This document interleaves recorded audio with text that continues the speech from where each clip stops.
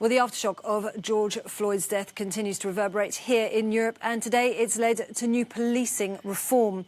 Interior Minister Christophe Castaner says France will ban the use of police chokeholds.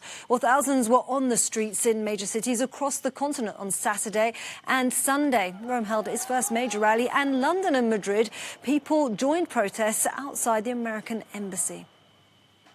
Although protesters here in Europe want justice for George Floyd, they're also calling for an end to systemic racism on this side of the Atlantic. Well, from on this, I'm joined by Henri Nickels. He is a policy coordinator at the EU Agency for Fundamental Rights.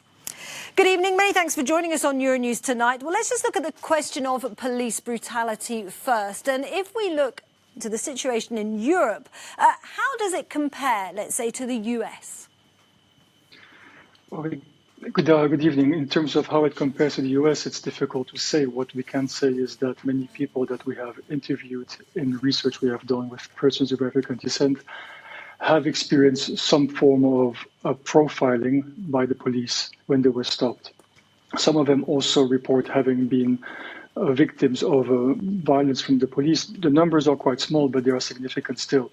So comparing to the US is not necessarily the thing that needs to be done. One would need to look at the situation in the EU, and here we also see that there is evidence of police brutality, evidence of ethnic profiling, which is discriminatory and therefore also illegal. OK, so if you look at your research, how would it inform a response to that by the police and judicial bodies? Sorry, I did not hear the question. I'm having some trouble with my connection.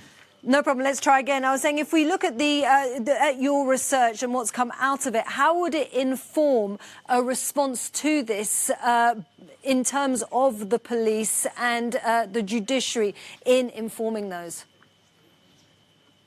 Yes, indeed. The research shows that there is a lack of trust in the authorities, and where people who have experienced profiling, ethnic profiling, trust the authorities even less.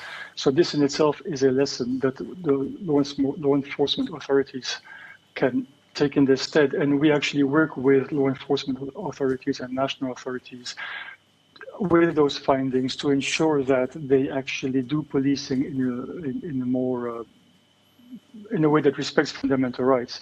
So it's a question of engaging with the authorities, engaging with civil society organizations, engaging with community organizations, in bringing those actors together to work on common solutions.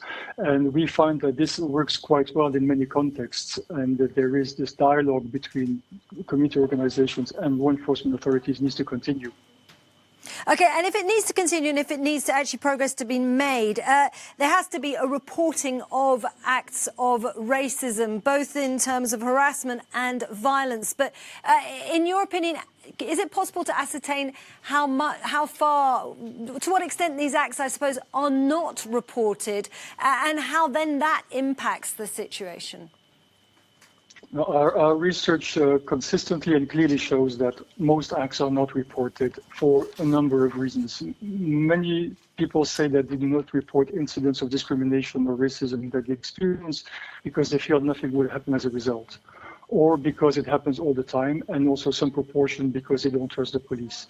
And this is where a lot of action needs to be taken. How does one actually start increasing trust in the police? How does one start increasing trust in the authorities? And again, this dialogue I was mentioning earlier is extremely important. Community policing can play an important role there as well, to bring the police closer to the community, so also that the police understands what the situation is. And where the police is working closely with the community, things tend to work much better. OK, well, action needing to be taken there. Henri Nickels, thanks so much for joining us.